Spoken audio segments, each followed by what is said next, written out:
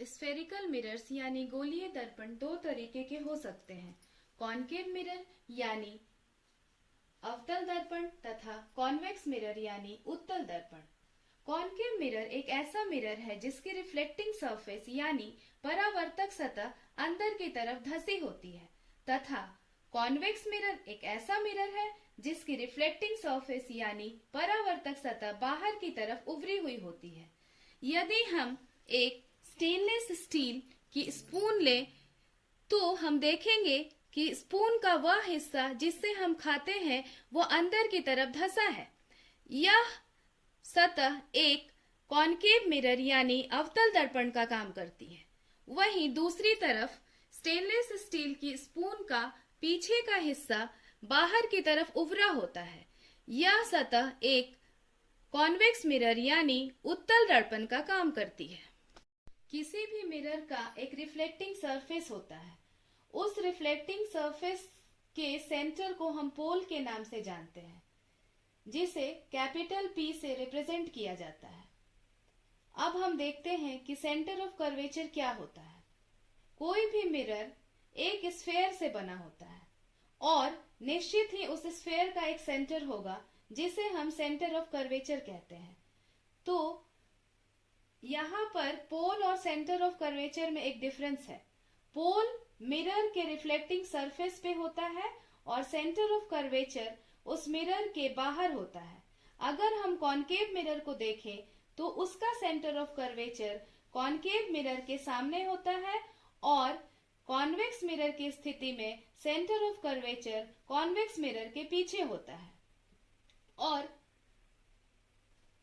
वह लाइन जो पोल और सेंटर ऑफ कर्वेचर को जोड़ती है उसे हम प्रिंसिपल एक्सिस कहते हैं।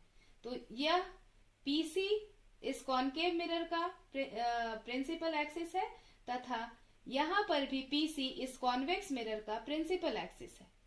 अब हम यह जानने की कोशिश करते हैं कि हम फोकस किसे कहते हैं।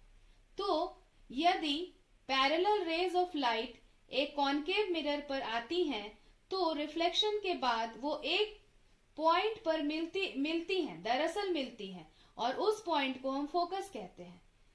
और क्योंकि कॉनकेव मिरर की स्थिति में पैरेलल रेज ऑफ लाइट वास्तव में एक पॉइंट पर मिलती है, इसलिए कॉनकेव मिरर का एक रियल फोकस होता है। वहीं दूसरी तरफ अगर हम कॉन्वेक्स मिरर को देखें तो यदि किसी कॉन्वेक्स मिरर पर पैरेलल रेज ऑफ लाइट आती हैं तो रिफ्लेक्शन के बाद वो डाइवर्ज हो जाती हैं और ऐसा लगता है कि वो किसी पॉइंट से आ रही हो। तो वह पॉइंट जिससे कि parallel raise of light reflection के बाद आती हुई लगती हैं, उस पॉइंट को हम फोकस कहते हैं। तो यहाँ पर हम देख सकते हैं कॉन्वेक्स मिरर की स्थिति में कि रिफ्लेक्टेड रेज ऑफ लाइट वास्तव में किसी पॉइंट पर नहीं मिलती बल्कि किसी पॉइंट से आती हुई लगती है। इसीलिए कॉन्वेक्स मिरर का फोकस वर्चुअल होता है यानी असली नहीं होता है। हमें ऐसा लगता है कि रेज उस पॉइंट से आ रही है। अब हम यहाँ पर देखते हैं, यह एक कॉनकेव मिरर है। यहाँ पर पैरेलल रेज ऑफ लाइट आ रही है और रिफ्लेक्शन के बाद वो एक पॉइंट पर मिल रही है। यही पॉइंट इस कॉनकेव मिरर का फोकस है। अब हम पैरेलल रेज ऑफ लाइट को कॉन्वेक्स मिरर पर डालकर देखते हैं।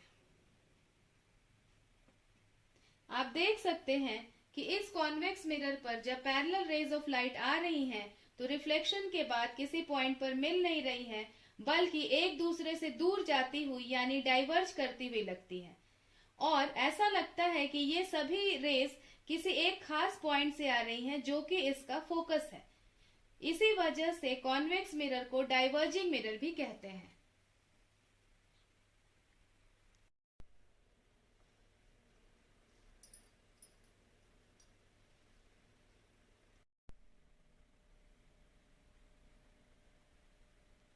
मिरर की स्थिति में कोई भी दूरी पोल से मापी जाती है। मिरर के लिए फोकल लेंथ वह दूरी है जो कि पोल तथा फोकस के बीच की दूरी होती है। इसे स्मॉल f से रिप्रेजेंट किया जाता है। आप यहाँ पर नोट कर सकते हैं कि फोकस को कैपिटल F तथा फोकल लेंथ को स्मॉल f से रिप्रेजेंट किया जाता है। आइए अब हम यह देखते हैं कि रेडियस ऑफ कर्वेचर क्या होता है। पोल तथा सेंटर ऑफ कर्वेचर के बीच की दूरी को रेडियस कहते हैं। आपने किसी कैमरा के एपर्चर को देखा होगा। एपर्चर वह ओपनिंग है जिससे होकर लाइट कैमरा के अंदर आती है। मिरर की स्थिति में भी एपर्चर मिरर की वह सतह है जो लाइट को रिसीव करती है, यानी किसी भी मिरर के डायमीटर को उसका एपर्चर कहते हैं। यहाँ पर भी mn इस कॉनकेव मिरर और यहाँ पर mn इस कॉन्वेक्स मिरर के डायमीटर या एपर्चर को रिप्रेजेंट करता है। यह जानना दिलचस्प हो सकता है कि छोटे अपर्चर्स के मिरर्स के लिए रेडियस और फोकल लेंथ एक दूसरे से संबंधित होते हैं तथा उन मिरर्स के लिए radius of curvature focal length का 2 गुना यानी 2 टाइम्स होता है।